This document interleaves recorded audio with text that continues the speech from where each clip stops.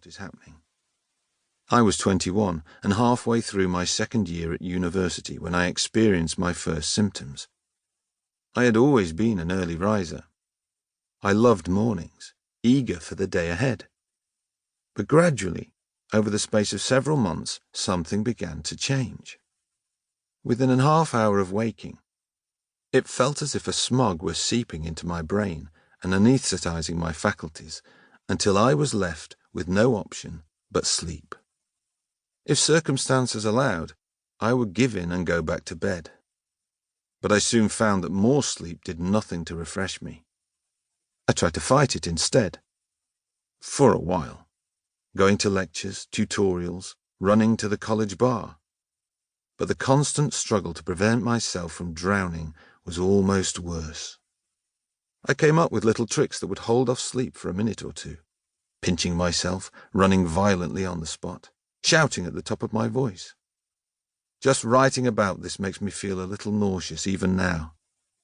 The feeling would begin to creep up on me all over again. I could battle like this for tens of minutes, convinced I was managing to take in a book, watch a film, or even chat with friends, only to find that I had no recollection of what had just happened. Had I been asleep, or hadn't I? The alternatives seemed to be stark. Either spend all day in this zombie state, or simply stay in bed. I began to confront the fact that I couldn't function in a meaningful way. I struggled through my degree, dribbling over lecture notes, dozing through tutorials, overdosing on caffeine to extend the fitful snatches of wakefulness I needed to make the grade. In some lectures, I was just one of some 500 students, with tiers of desks stretching up and far away from the lecturer. I could sit near the back and put my head down without fear of being spotted. In a tutorial, however, with one professor and 2 students, things were not so easy. Very quickly, often within minutes, the small, sometimes windowless room and hulking radiators would conspire to bring on an attack of sleep. In order to keep up appearances, I had to keep my eyelids open. With considerable effort, I found I could do this. But I know, because I've seen it in other people with narcolepsy, that there would have been no spark, no life in my eyes. Sleep, verb. To take repose by the natural suspension of consciousness. It is perhaps understandable that sleep, as defined here by the Oxford English Dictionary, and as most of us understand it, is a fairly vague concept. Understandable because it is so extraordinarily variable, differing wildly from one conscious species to the next.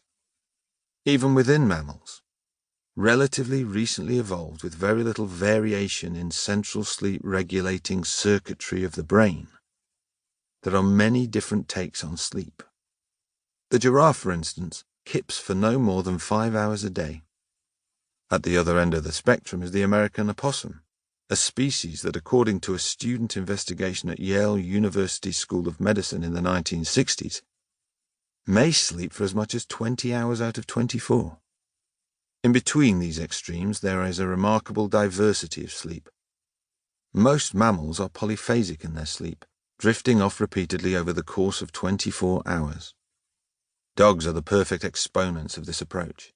Some species are biphasic, with 2 discrete sleeps a day. Rabbits, for instance, are most active at dawn and dusk, a crepuscular existence that carves out 2 clear periods for rest, one in darkness and one in daylight. Marine animals like dolphins and whales boast the remarkable ability to sleep with one half of the brain at a time. Then there is also a handful of species with monophasic sleep, dividing up each day into one clear period of wakefulness and one period of sleep.